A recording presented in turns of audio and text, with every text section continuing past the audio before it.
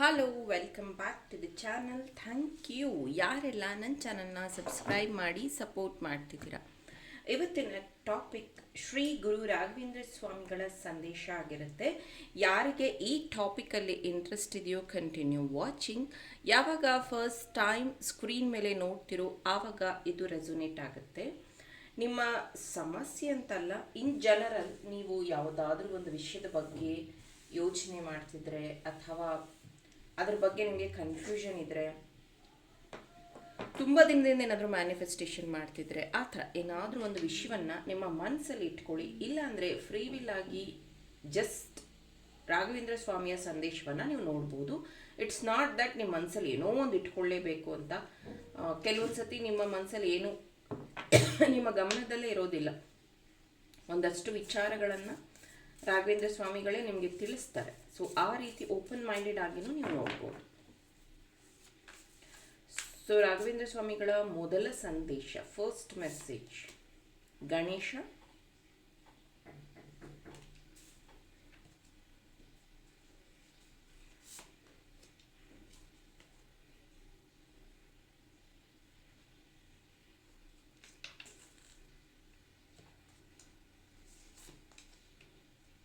Parvati. Okay,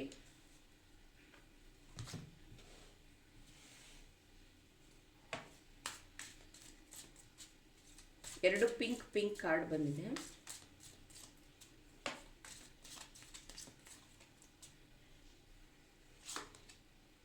Joy, beautiful. Release,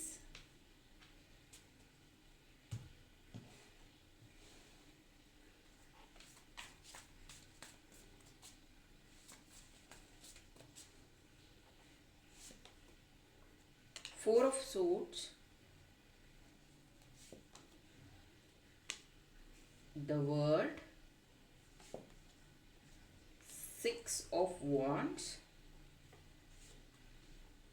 Ten of Wands,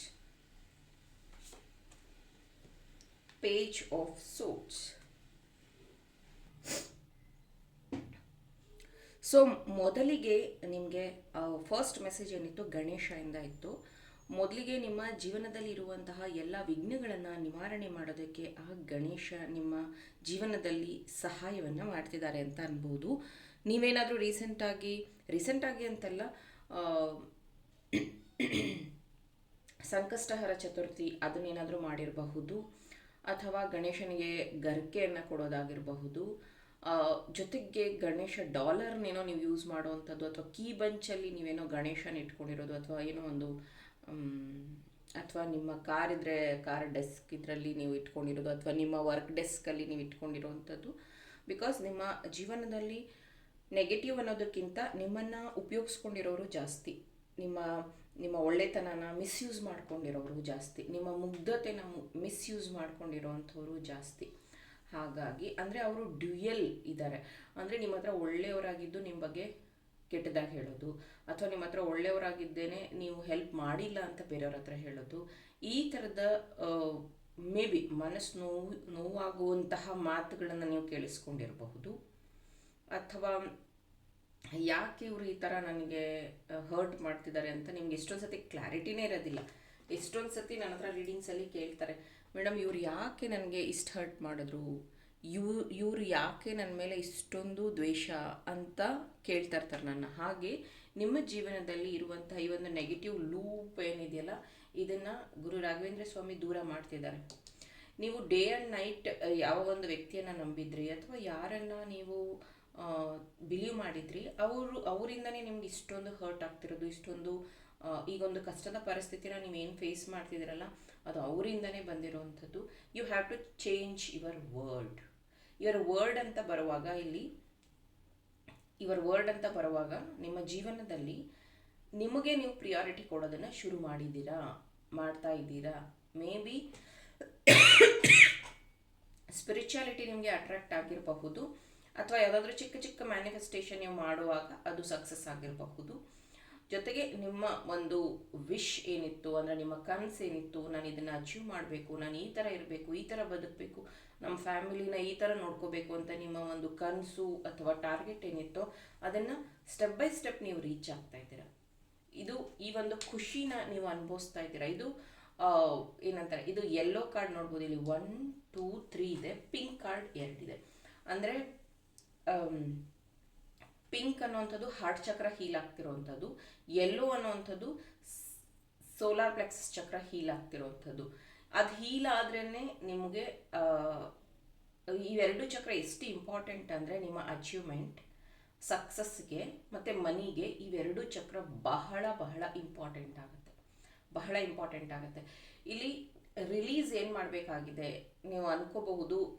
ಕೆಲವೊಬ್ರು ಯುಗಾದಿಗೆನೆ ಹಿರಿಯರು ಅಂತ ಮಾಡ್ತಾರೆ, ಅಂದರೆ ಆನ್ಸಿಸ್ಟರ್ಸ್ಗೆ ಪೂಜೆ ಮಾಡ್ತಾರೆ, ಕೆಲವೊಬ್ರು ದೀಪಾವಳಿಲಿ ಮಾಡ್ತಾರೆ. ಸೊ ಇಲ್ಲಿ ನಿಮ್ಮ ಆನ್ಸಿಸ್ಟರ್ಸ್ ಎನರ್ಜೀಸ್ ಇದೆ ಪ್ರೆಸೆಂಟ್. ನಿಮ್ಮ ಮನೆಯಲ್ಲಿ ನೀವು ಇದು ಪೂಜೆಗಳನ್ನು ಮಾಡ್ತಿರೋ ಮಾಡಲ್ವೋ ಅದನ್ನು ನೋಡ್ಕೊಳ್ಳಿ.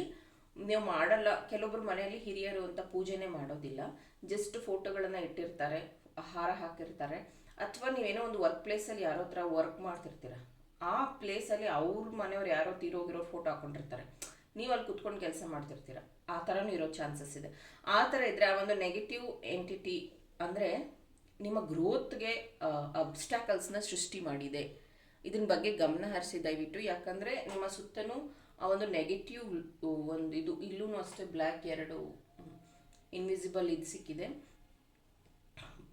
2 ಬರ್ಡ್ ಸಿಕ್ಕಿದೆ. ಇದು ಏನು ಹೇಳುತ್ತೆ ಅಂತಂದರೆ ನಿಮ್ಮ ಸುತ್ತ ಇರುವಂಥ ಒಂದು ನೆಗೆಟಿವಿಟಿನ ದೂರ ಮಾಡಬೇಕಂದ್ರೆ ನೀವು ಬ್ಲ್ಯಾಕ್ ಪೆನ್ಸಿಲ್ ಏನಿದೆಯೋ ಅದನ್ನು, ಈ ಒಂದು ಶಾರ್ಪ್ ಎಡ್ಜ್ ಇರುತ್ತಲ್ಲ ಅದು ನೆಗೆಟಿವ್ನ ದೂರ ಮಾಡುತ್ತೆ. ಅದನ್ನು ನೀವು ಯೂಸ್ ಮಾಡಿ. ನೀವು ವರ್ಕ್ ಪ್ಲೇಸಲ್ಲಿ ಆ ಥರ ಅನಿಸ್ತಾ ಇದೆಯಾ ಅಲ್ಲಿ ಇಟ್ಕೊಳ್ಳಿ, ಇಲ್ಲ ನಿಮ್ಮ ಮನೆಯಲ್ಲೇ ಆ ಥರ ಇರಬಹುದು. ಕೆಲವೊಂದು ಸತಿ ಮದುವೆ ಮಾಡ್ಕೊಂಡು ಬಂದಿರ್ತೀರ, ಅವ್ರ ಮನೆಗಳಲ್ಲಿ ತೀರು ಹೋಗಿರ್ತಾರೆ, ಕೆಲವೊಬ್ಬರು ತೀರು ಹೋಗಿರೋದ್ರ ವಿಷಯ ನಿಮಗೆ ಗೊತ್ತೇ ಇರೋದಿಲ್ಲ. ಅವ್ರು ಯಾರೋ ನಾದಿನಿ ಮಗಳು ಅಥವಾ ಒಂದು ಮಗು ಹುಟ್ಟತಾನೆ ತೀರೋಗಿರುತ್ತೆ, ಅಥವಾ ಅವ್ರ ತಾತನಿಗೆ 2 ಹೆಂಡ್ತಿರ್ತಾರೆ, ಒಬ್ಬರ ಬಗ್ಗೆ ಮಾತ್ರ ಹೇಳಿರ್ತಾರೆ, ಇನ್ನೊಬ್ರು ಆ ಥರ ಆ ನೆಗೆಟಿವ್ ಎನರ್ಜೀಸ್ ನಿಮ್ಮ ಮತ್ತು ನಿಮ್ಮ ಗಂಡನ ಅಥವಾ ನಿಮ್ಮ ಮತ್ತು ನಿಮ್ಮ ಹೆಂಡತಿಯ ಗ್ರೋತ್ನ ಬ್ಲಾಕ್ ಮಾಡಿರ್ತಾರೆ. ಸೊ ಆ ಎನರ್ಜೀಸ್ನ ಕ್ಲಿಯರ್ ಮಾಡ್ಕೋಬೇಕು. ಇಲ್ಲಿ ನೆಗೆಟಿವ್ ಎನರ್ಜೀಸ್ ಕಾಣಿಸ್ತಾ ಇರೋವಂಥದ್ದಿದೆ. ಇದು ಯಾರಿಗೆ ಅನ್ವಯ ಆಗುತ್ತೋ ಅವ್ರು ಮಾತ್ರ ತಗೊಳ್ಳಿ.